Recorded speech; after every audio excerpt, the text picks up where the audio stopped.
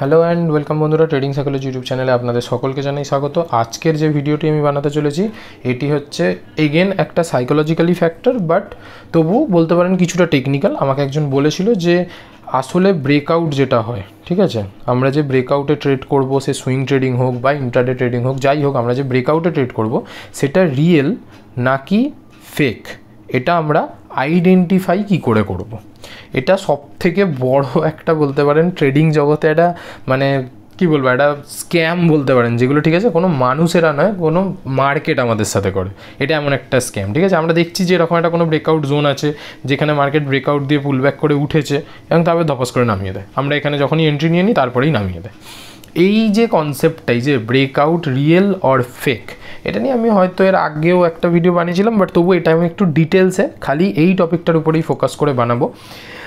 আমরা ভিডিওর টপিকে আসার আগে আমি আপনাদেরকে বলে দিই যে আমি বেসিক্যালি দুটো কোর্স আমি লঞ্চ করেছি অনলাইনে, ঠিক আছে। একটা হচ্ছে সুইং ট্রেডিংয়ের আর একটা হচ্ছে অপশান সেলিংয়ের। এই দুটো কোর্স অনেকেই ইন্টারেস্টেড দেখিয়েছেন যে হ্যাঁ দাদা আমি করতে চাই এটা, আমি করতে চাই এটা, আমি করতে চাই, এরকম অনেকেই আমাকে ইন্টারেস্টেড দেখিয়েছে এবং আমি অনেককেই বলেছি যে ঠিক আছে, আমার যেহেতু ব্যাচ শুরু হচ্ছে ডিসেম্বর থেকে, ডিসেম্বরের ফার্স্ট স্যাটারডে থেকে, ওকে, ফার্স্ট সানডে থেকে, তো ডিসেম্বরের ফার্স্ট সানডে থেকে যখন শুরু হচ্ছে এখন থেকে অনেকেই যোগাযোগ করে রেখেছে এবং আমি যখন এনরোল করব করিয়ে দেবো। কিন্তু তবুও অনেকের মধ্যে একটা মানে একটা কী বলবো, একটা চিন্তা বা একটা কিউরিওসিটি জাগছে যে আমি একটা সামথিং অ্যামাউন্ট অফ একটা মানি একজনকে দেবো, আদৌ কি সেটা ওয়ার্থ ইট হবে। তো আমি ওই জন্য একটা জিনিস প্ল্যান করছি এখনও করছি না, মানে এখনও পুরোপুরি আমি অ্যানাউন্স করছি না, বাট আমি প্ল্যান করছি। সেটা হচ্ছে যে আপনাদেরকে আমি একটা আধ ঘন্টা মানে 30 মিনিটসের একটা ক্লাসে জয়েন করাবো, ঠিক আছে। সেটা তো ক্লাসে জয়েন করার ফিস খুব একটা বেশি না, হয়তো 10 টাকা কি 15 টাকা থাকবে, খুব বেশি হলে 10 থেকে 15 টাকা, ওর বেশি না। তো আপনি 10-15 টাকা ফিসটা আমাকে দিন, দিয়ে আমার ওটা বলতে পারেন একটা ওয়েবিনার টাইপের, ঠিক আছে, 30 মিনিটের একটা ওয়েবিনার হবে। তো আপনারা ওই ওয়েবিনারে জয়েন করুন, ওয়েবিনারে, এবং জয়েন করে আমি যেটা শেখাবো কীরকম তার একটা গ্লিমস আমি আপনাদেরকে দেবো, একটা গ্লিমস যে আমি কি শেখাতে চলেছি এবং কি আমার পেড কোর্সের মধ্যে থাকবে। সেটা আপনারা যখন দেখবেন, ঠিক আছে, সেখান থেকে আপনাদের মধ্যে আপনাদের যে জিজ্ঞাসাগুলো আপনারা ক্লিয়ার করবেন।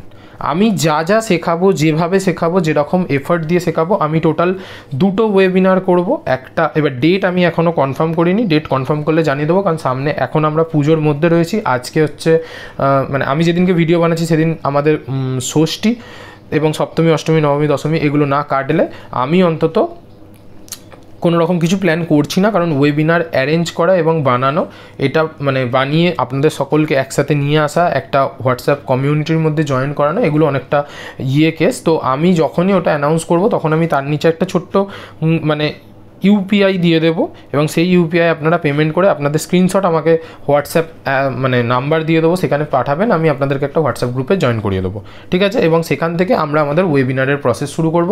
ডেট সানডেই থাকবে, কোনো অসুবিধা নেই। এই সপ্তাহের সানডেতে যদি সুইং ট্রেডিংয়ের ওয়েবিনারটা হয়, পরের সপ্তাহের সানডেতে আমাদের অপশান সেলিংয়েরটা হবে। এইভাবে আমি ওয়েবিনার অ্যারেঞ্জ করব এবং আপনারা সেটা অ্যাটেন্ড করে আপনারা ওই 10-15 টাকা রিস্ক নিয়ে, টোকেন সাইজ অফ রিস্ক নিয়ে আপনারা দেখুন যে আপনাদের পোষায় কি না কোর্সে, তারপরে আপনারা বাকিটা প্ল্যান করবেন, ঠিক আছে।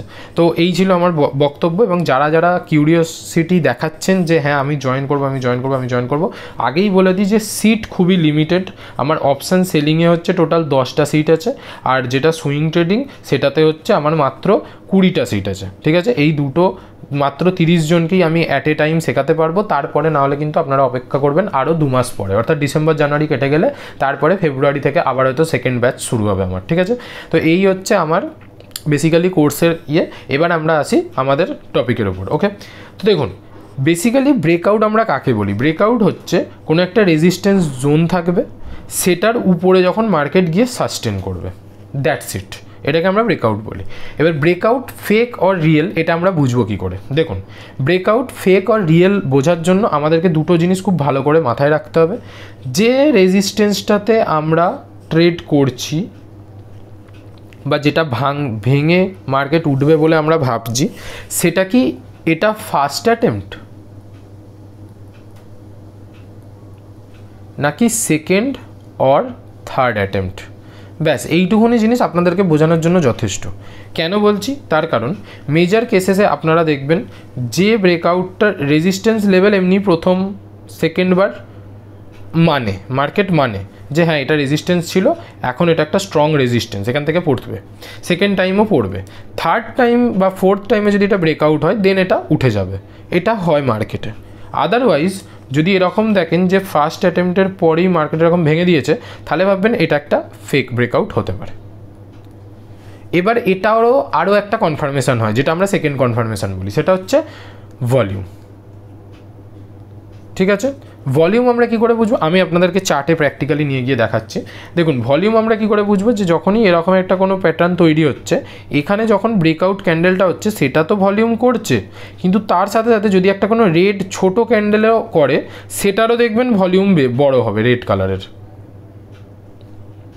তখন বুঝে যাবেন যে হ্যাঁ এখানে মার্কেট বাইং হয়েছিল বলে ভলিউম গেন করেছিল, বাট যখনই একটা ছোট রেড ক্যান্ডেল হচ্ছে তার যদি ভলিউম এত বেশি হয়, এখান থেকে মার্কেট পড়ে যেতে পারে। তো এটা একটা সেকেন্ড সিম্বল হয় ফেক ব্রেকআউটের জন্য।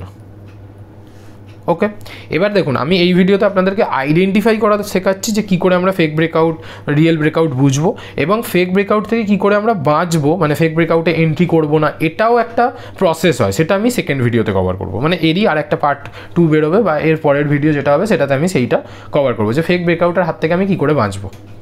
ওকে, সিম্পল সাদামাটা কনসেপ্ট। এবার আমি চলুন চার্টে যাই। সবার প্রথম যে কোনো মানে এখানে আমাদের ভলিউম যখনই কনফার্মেশন চলে আসে, ভলিউম কনফার্মেশনে আমরা কখনো ইন্ডেক্স ইউজ করতে পারবো না। কেন? কারণ ট্রেডিং ভিউতে এই যে ভলিউমগুলো নিচে দেখাচ্ছে, এটা কিন্তু আপনি কোনো ব্রোকার অ্যাকাউন্টে পাবেন না, কারণ ইন্ডেক্সে ট্রেড হয় না। তো আমাদের তার জন্য কী দরকার, কোনো স্টক দরকার। ঠিক আছে, বেসিক্যালি আমি এমন একটা স্টক নিচ্ছি যেটা কিনা খুব লার্জ ক্যাপ স্টক। আর হ্যাঁ, কোনো রকম স্টক যেগুলোর আমি নাম নিচ্ছি সেগুলো কিন্তু কোনো রকম রেকমেন্ডেশন নয়, ডিসক্লেমার আগে আগে দিয়ে দিলাম। ঠিক আছে, ধরুন টাটা মোটরস, এরা ফেক ব্রেকআউট যদিও খুব কম দেয়, তবুও আমি নিয়ে দেখাচ্ছি ইন এনি কেস যদি পেয়ে যাই। ডেলি চার্টে যাবেন এবং সবার প্রথম আপনারা ব্রেকআউটের সিনারিও কীরকম হয়, এই রকম হয়। ঠিক আছে, এইটাকে আগে ধরুন এত দূর মার্কেট চলেছে, এরকম একটা কন্ডিশনে আছে। তার মানে কি আমার কাছে রেজিস্ট্যান্স কোনটা, আমার কাছে রেজিস্ট্যান্স হয়ে গেল এর যে হাইটা, এটা অল টাইম রেজিস্ট্যান্স এখনও পর্যন্ত, কারণ মার্কেটের উপরে যায়নি আমি দেখতে পাচ্ছি। তো এখানে কি সিনারিও হয়েছে দেখুন, জাস্ট টেক ইট। আমি কিন্তু আপনাদের সামনে করছি, আমি আগে থেকে দেখিনি, এখানে আমি র্যান্ডাম গেছি। ঠিক আছে, তারপরেও দেখুন আমি আপনাদেরকে কি বললাম, যে যখনই ফার্স্ট অ্যাটেম্পট হবে সেটা অলওয়েজ কী হয়, ফেক ব্রেকআউট হয়, ফার্স্ট কন্ডিশন।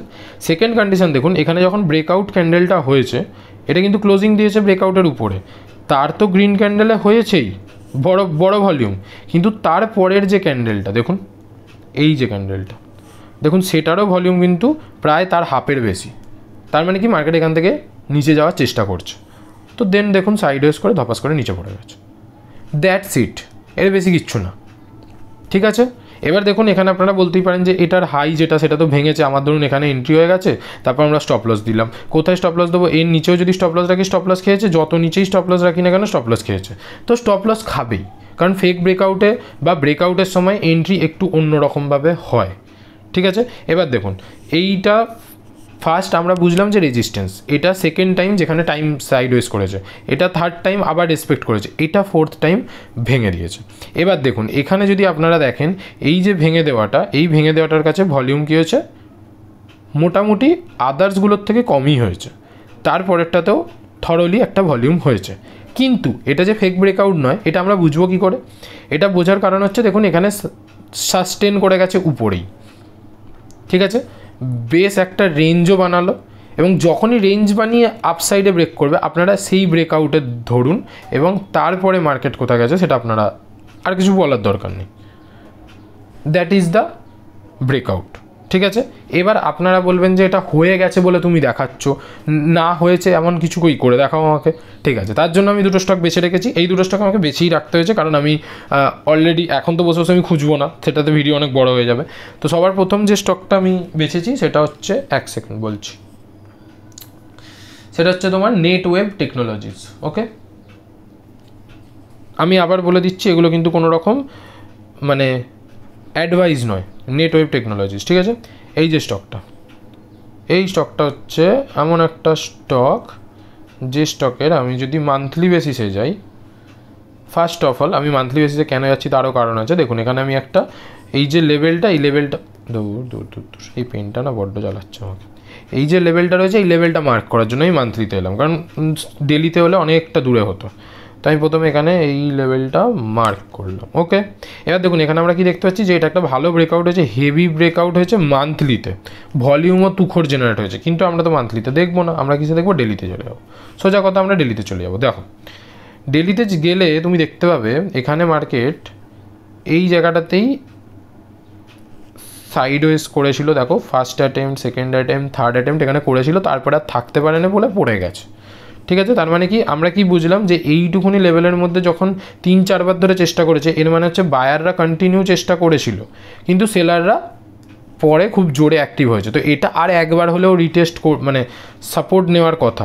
তো এখানে দেখুন আমরা দেখতে পাচ্ছি ব্রেকআউট হয়ে গেছে, কিন্তু ওই যে সেম কেস আমার কথা অনুযায়ী দেখো এখানে ভলিউম গ্রিন ক্যান্ডেলে তো বেশি হয়েছে, কারণ ওটা অলরেডি ব্রেকআউট ক্যান্ডেল, ওখানে ম্যাক্সিমাম রিটেলাররা ফাঁসবে, এটা তো হবেই। কিন্তু তারপরে ছোট রেড ক্যান্ডেল, কিন্তু তার ভলিউম দেখো প্রায় সমান, তার মানে কি এটা পড়ার চান্স বেশি।